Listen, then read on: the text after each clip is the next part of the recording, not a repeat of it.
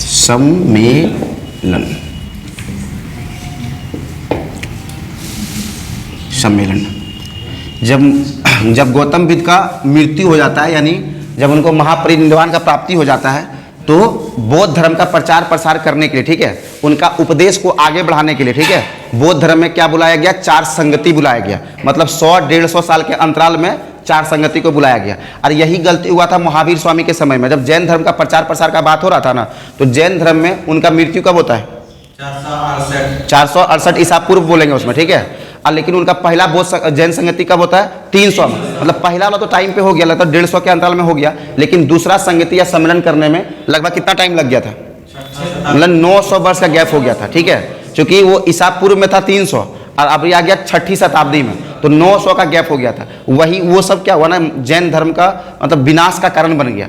सही से प्रचार प्रसार नहीं हुआ, मार्केटिंग नहीं हुआ, तो धर्म चलेगा? नहीं चलेगा। तब तक इधर बौद्ध धर्म वाला हावी हुए थे। ये प्रत्येक 100-150 साल में क्या करते हैं? मीटिंग वगैरह करा दे रहे थे। कोई दिक्कत? चलो आते हैं। तो प्रचार प्रसार पहला संगति कब हुआ था? 483 ईसा पूर्व। ईसा पूर्व लिखने से जरूरी थोड़ी, हम बोल देंगे तो समझ जाएगा उतना, है ना। दूसरा कब हुआ था? 383 ईसा पूर्व। तीसरा कब हुआ? चलो चतुर्थ कब हुआ? प्रथम शताब्दी। कोई दिक्कत है? इसको डायग्राम के थ्रू हम लोग समझ ही लेते हैं बढ़िया से चार्ट बना के। चलो पहला देखो 483 ईसा पूर्व में जो हुआ था उसका जगह कौन सा था? राजगीर। देखो राजगीर या राजगिरी ही देगा, तुम लोग को अंतर नहीं है, क्योंकि राजगीर का पुराना नाम क्या था? राजगिरी, ठीक है। अभी वर्तमान में हम लोग राजगीर बोलते हैं, लेकिन उस समय हम लोग क्या बोलते थे? राजगिरी। तो राजगिरी दे या राजगीर दे, तुम लोग को कंफ्यूज आना नहीं है। दूसरा क्या हुआ था? वैशाली, ठीक है। चलो और तीसरा पाटलिपुत्र, ठीक है, पाटलिपुत्र। चतुर्थ क्या हुआ था? कुंडलवन कश्मीर लिख दो, कोई दिक्कत नहीं है। कुंडलवन कश्मीर, ये क्या हो गया? जगह। ये हमारा पहला बौद्ध संगति का डेट है। क्या है? पहला बौद्ध संगति का डेट कब हुआ था? प्रथम बौद्ध संगति कब हुआ? 483 ईसा पूर्व। कहाँ पे हुआ था? द्वितीय कहाँ हुआ? कब हुआ था? 383। कहाँ हुआ? वैशाली। तृतीय कब हुआ? कहाँ हुआ था? पाटलिपुत्र। चतुर्थ प्रथम शताब्दी कुंडलवन कश्मीर। अब आता है राजा के बारे में। क्या आते हैं? राजा, ठीक है। तो जब प्रथम बौद्ध संगति हुआ था उसमें राजा कौन थे? अजात शत्रु। कौन थे? अजात शत्रु। कोई दिक्कत? द्वितीय बौद्ध संगति के बारे में? काला शोक, काला शोक। तृतीय में? Ashok, very good. चतुर्थ में? कनिष्क, इसको द्वितीय अशोक बोला जाता है। वेरी गुड, ठीक है। प्रथम बौद्ध संगति कब हुआ? द्वितीय, तृतीय, चतुर्थ। जगह फर्स्ट का, द्वितीय का, तृतीय का, चतुर्थ का कुंडलवन कश्मीर। उसमें राजा कौन थे? दूसरे का, तृतीय का, चतुर्थ का कनिष्क। Very good. अब आते हैं हम लोग किसके बारे में? अध्यक्ष के बारे में, कि जब जब कोई संगति या सम्मेलन हुआ है तो उस संगति और सम्मेलन का कोई तो लीडर होगा, कोई तो उसको अध्यक्षता कर रहा होगा। तो कौन अध्यक्ष थे? पहला का महाकश्यप, महाकश्यप। कहीं कोई दिक्कत? चलो दूसरा साबाकमीर, साबाकमीर। कोई दिक्कत? तृतीय का कौन था? मोगलीपुत्तिस गौसाल, मोगलीपुत्तिस गौशाल, ठीक है, मोगलीपुत्ति गौशाल। और अगला कौन था? वसुमित्र, ठीक है, वसुमित्र। अशोक घोष उपाध्यक्ष। कहीं को दिक्कत है? समझ में आ रहा है? ये 4 क्या हुआ था? बौद्ध संगति हुआ था। तो बौद्ध संगति सबसे पहला पूछेंगे तो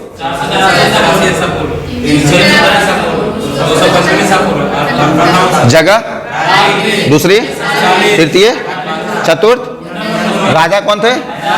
दूसरे का, तीसरे का, चतुर्थ का, ठीक है। अध्यक्ष कौन थे? दूसरा, तीसरा, चतुर्थ, वसुमित्र, ठीक है। ये 4 बौद्ध संगति को बुलाया गया और इसमें बहुत सारे रचनाएं वगैरह किया गया कि बौद्ध धर्म को कैसे आगे लेके जाया जाए, उससे संबंधित बहुत सारा पुस्तक वगैरह भी इसमें लिखा गया है, ठीक है। प्रथम शताब्दी में जो ये कुंडलवन कश्मीर में हुआ था ना, जिस समय राजा कौन था? कनिष्क था, ठीक है। उसी समय बौद्ध धर्म जो है दो शाखा में बट गया, ठीक है। दो शाखा मतलब एक हीनयान और एक महायान।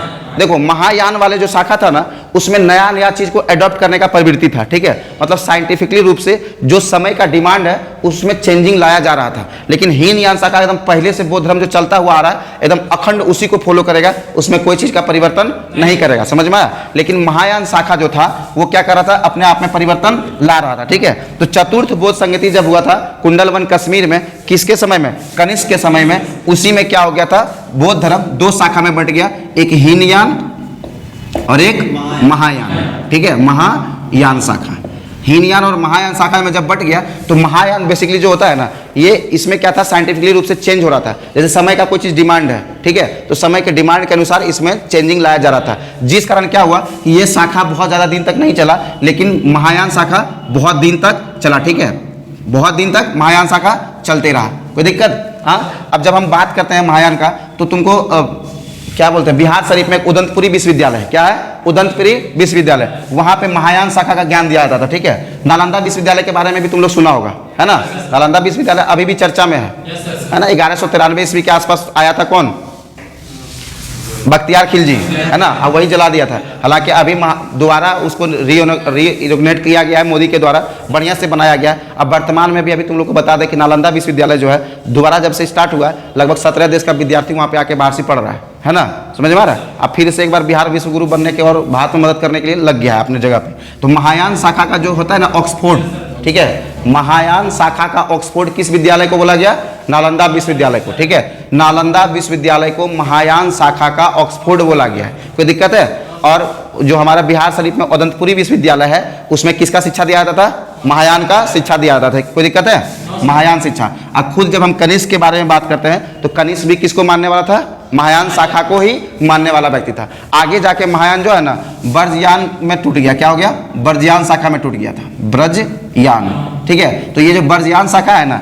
इसमें क्या हुआ ना कि थोड़ा शराब उराब जुआ हुआ सबको मान्यता दे दिया, मतलब जैसे तैसे भी तुम लोग क्या कर सकते हो, ब्रजयान शाखा के अंतर्गत बौद्ध धर्म को मान सकते हो। अब बेसिकली अगर बौद्ध धर्म का विनाश का कोई कारण है तो यही ब्रजयान शाखा है। जैसे तुम लोग सुनता होगा थाईलैंड में भी बौद्ध धर्म का अधिकता है ना, म्यांमार में भी है, चाइना में भी है, लेकिन अगर उस सबका हम बात करते हैं वहाँ पे कौन सा शाखा है, ब्रजयान शाखा, ठीक है। भागलपुर का तुम्हारा एक विक्रमशिला विश्वविद्यालय सुना है ना, भागलपुर में एक विक्रमशिला विश्वविद्यालय है, किससे संबंधित है, ब्रजयान शाखा से, ठीक है। विक्रमशिला विश्वविद्यालय में किस चीज का शिक्षा दिया जाता था, ब्रजयान शाखा का, समझ में आ रहा है। अब ये से समझो, बौद्ध धर्म के जो भिक्षुक वगैरह है जहाँ पे रहते हैं उसको क्या बोला गया, मठ बोला गया, मठ बोला गया ना। तुमसे खड़े खड़े सवाल पूछेगा कि विश्व का सबसे बड़ा बौद्ध मठ कहाँ स्थित है, क्या बोलेंगे, विश्व का सबसे बड़ा बौद्ध मठ कहाँ पे स्थित है।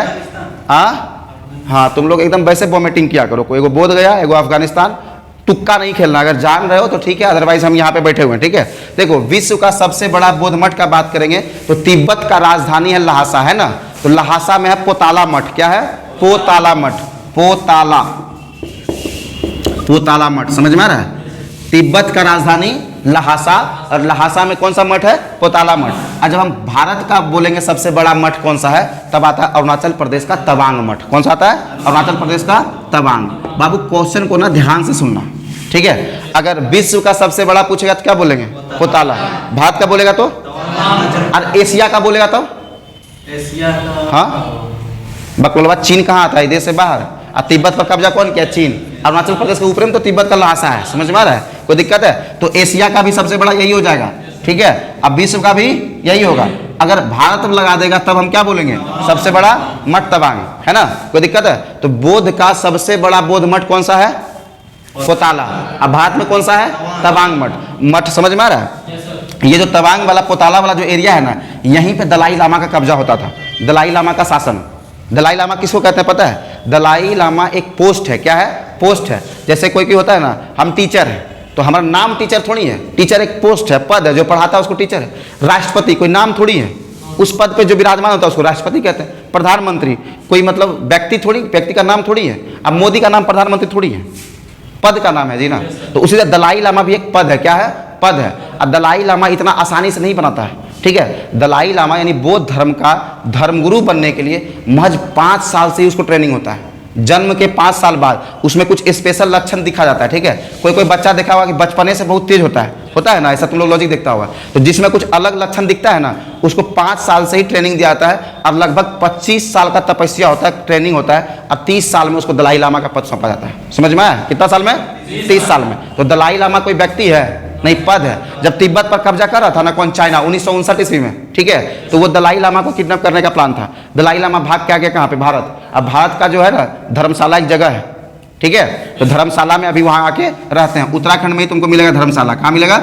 उत्तराखंड में, ठीक है। तो भारत का उत्तराखंड में तुमको धर्मशाला मिलेगा, वहीं पे वो क्या करते हैं, आके अपना निवास स्थान बसाए हुए हैं। कोई दिक्कत? दलाई लामा भी कहाँ रहते हैं? धर्मशाला में। कोई दिक्कत? इससे पहले उनका सब एरिया कहाँ था? पोताला मठ वगैरह, तिब्बत का पोताला मठ। अब भारत का सबसे बड़ा बौद्ध मठ तवांग। अब आते हैं हम लोग कनिष्क के बारे में कुछ जानते हैं। कनिष्क के समय में जो होता है ना, मूर्ति पूजा वगैरह को बहुत बढ़ावा दिया गया, ठीक है। बेसिकली हम जब बात करते हैं बौद्ध धर्म का और जैन धर्म का, तो दोनों मूर्ति पूजा के खिलाफ थे कि नहीं थे?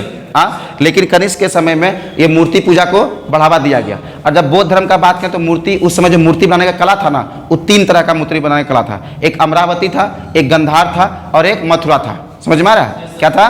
गंधार, अमरावती और मथुरा। तो कनिष्क के समय में सबसे पहला जो मूर्ति बनाया गया था वो था मथुरा कला का। क्या था? मथुरा कला। तुमसे पूछा जाएगा कि बौद्ध धर्म के जो महात्मा बुद्ध थे उनका प्रथम मूर्ति, ठीक है, या सबसे प्राचीन मूर्ति, हाँ, किस कला में बनाया गया? क्या बोलेंगे? मथुरा कला। और सर्वाधिक मूर्ति का बात बोलेगा तो गंधार कला, ठीक है। कोई दिक्कत? गंधार कला। गंधार कला का मूर्ति बेसिकली ज़्यादा देखेगा काला होगा, काला पत्थर का, ठीक है। और मथुरा कला का देखेगा तो लाल पत्थर का तुमको दिखा जाएगा। कोई दिक्कत है? तो मथुरा कला में पहला मूर्ति बनाया गया था, ठीक है। और सर्वाधिक मूर्ति का चर्चा करेगा किस कला में बनाया गया? तो गंधार कला में। तो मूर्ति निर्माण का कितना कला था उस समय? 3 कला। कौन कौन सा? मथुरा कला, गंधार कला और अमरावती। ये 2 कला का नाम एकदम याद रखना, मथुरा और गंधार। मथुरा से पहला बनाया गया था और गंधार से सर्वाधिक बनाया गया था। कहीं कोई दिक्कत हो रहा है इसमें? मथुरा कला और गंधार कला। अब धीरे धीरे बौद्ध धर्म के बारे में मानते हैं। अशोक, जो कनिष्क जो था ना, कनिष्क क्या कहता है? मूर्ति पूजा का शुरुआत क्या था। दूसरा, जो धार्मिक जुलूस हम लोग निकालते हैं ना, कलश यात्रा वगैरह तुम लोग देखती होगी, निकलता है ना, कभी भी कोई यज्ञ वगैरह हो रहा है तो वहाँ पे कलश यात्रा वगैरह निकलता है। तो वो धार्मिक जुलूस निकालने का शुरुआत बौद्ध धर्म से हुआ है। कब हुआ है? बौद्ध धर्म से। किसके समय में हुआ था? कनिष्क के समय में, ठीक है। मूर्ति पूजा कनिष्क के समय में। बौद्ध धर्म का जो जुलूस है वो मतलब धार्मिक जुलूस किसके समय निकाला गया था? कनिष्क के समय में। कोई दिक्कत है? तो ये सब सवाल को एकदम याद रखना कि धार्मिक जुलूस निकालने का शुरुआत कब हुआ था? तो बौद्ध धर्म से हुआ था, लेकिन कनिष्क के समय में हुआ था। कहीं कोई दिक्कत? हीनयान और महायान में दिक्कत हो रहा है। महायान शाखा जो था हमको मतलब साइंटिफिकली रूप से कुछ चेंज को अडॉप्ट करने वाला था, है ना। कहीं कोई दिक्कत? 10 शील, अष्टांगिक मार्ग, ये सब ऑलरेडी तुम लोग को पढ़ाए हुए हैं, कमी तो है नहीं। अब यहाँ पे गंधार कला हो गया, मथुरा कला हो गया। अब आते हम लोग पद चिन्ह के बारे में। क्या आता है? पद चिन्ह। पद चिन्ह का मतलब क्या होता है? चिन्ह मतलब कौन कौन सा चिन्ह बौद्ध धर्म में दिया गया है। तो पहला चिन्ह कहने का मतलब है, जब महात्मा बुद्ध अपना गर्भ धारण किए थे ना, अपनी मम्मी के पेट में जब पल रहे थे, तो उस समय ना उसका चिन्ह दिया गया हाथी का। क्या हुआ? तो गर्भ का चिन्ह किसका है? हाथी का। और जब वो पैदा हो गए, जन्म हुआ, तो पूछेगा जन्म का चिन्ह क्या था? तो जन्म का चिन्ह था खिलता हुआ कमल, यानी कमल का फूल। क्या था? कमल का फूल, ठीक है। और जब वो यंग हुए, जवानी का जब अवस्था आया, तो उस समय घोड़ा दिया गया, ठीक है। क्या दिया गया? घोड़ा। यंग का पहचान क्या था? घोड़ा, ठीक है। और जब गिरी त्याग हुआ था तो नहीं, यंग का साढ़ था। यंग का क्या था? साढ़। और जब घर को त्याग कर दिए थे तब वो घोड़ा था। कोई दिक्कत है? और निर्वाण का प्राप्ति हुआ था तब पद चिन्ह, तो चलने वाला जो पद चिन्ह है ना, जब निर्वाण का प्राप्ति हुआ तो पद चिन्ह। अब बोला गया सब उनको समृद्धि मिल गया। समृद्धि इन द सेंस जब वो ऊंचाई पे पहुंच गए, ठीक है, जब उनका बात का वजन होगा, जहां पे वो बोल रहे थे उनका बात को लोग सुन रहा था, तो उसका दिया गया है तुम्हारा शेर का। क्या दिया गया है? शेर का। और जो उपदेश दिए हैं, उपदेश वगैरह के लिए चक्र का प्रयोग किया गया, ठीक है। तो ये सब चिन्ह बौद्ध मठ का चिन्ह तुम लोग को याद रखेगा। बौद्ध धर्म का प्रमुख चिन्ह तुमसे पूछेगा, गर्भ का चिन्ह हाथी, जन्म का चिन्ह खिलता कमल, जवानी का यानी युवा अवस्था का चिन्ह, देखो जवानी बोला मतलब युवा अवस्था, ठीक है, साढ़, गृह त्याग का घोड़ा, उपदेश का चक्र, उपदेश का चक्र, समृद्धि का समृद्धि का चक्र, नहीं समृद्धि का शेर, समृद्धि का कंफ्यूज कर देता तुम लोग उल्टा, हम लिख देते हैं, सही बात है, इसको टेंशन हो रहा है। ई वाला मिटा दें? हाँ, अरे रुको नहीं, इसको मिटा के मैं एडजस्ट कर देते हैं, तुम लोग समझ जाना। देखो ये हो गया 483, ठीक है, 383, 255, ये फर्स्ट सेंचुरी तो लिखा हुआ है, सेंचुरी। ठीक है, चलो आते हैं हम लोग प्रमुख चिन्ह के बारे में। क्या आते हैं? प्रमुख चिन्ह। प्रमुख चिन्ह देखो, गर्भ, हाथी। ठीक है, जन्म, कमल, खिलता हुआ कमल। अरे कमल बोलो। ठीक है, जन्म हो गया युवा, षाण, गिरी त्याग,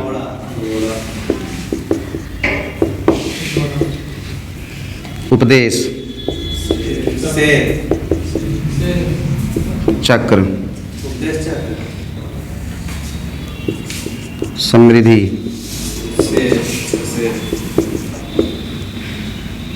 महापरिनिर्वाण, मृत्यु देते हैं, निर्वाण दे देते हैं, वो सबका मतलब वही होता है।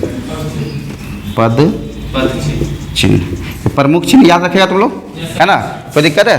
देखो, जब वो गर्भ में थे तो हाथी, जन्म हुआ तो युवा अवस्था में गिरी त्याग, उपदेश, समृद्धि और निर्वाण। निर्वाण का मतलब मृत्यु। ठीक है, तो मृत्यु का क्या मिल गया? पद चिन्ह। अब हमको लगता है कि बौद्ध धर्म का ना हर एक पॉइंट को हम छू दिए हैं, अब कहीं कोई दिक्कत नहीं होना चाहिए। अब आगे क्लास में हम लोग अगला धर्म के बारे में पढ़ेंगे। ठीक है, अन्य धर्म के बारे में पढ़ेंगे।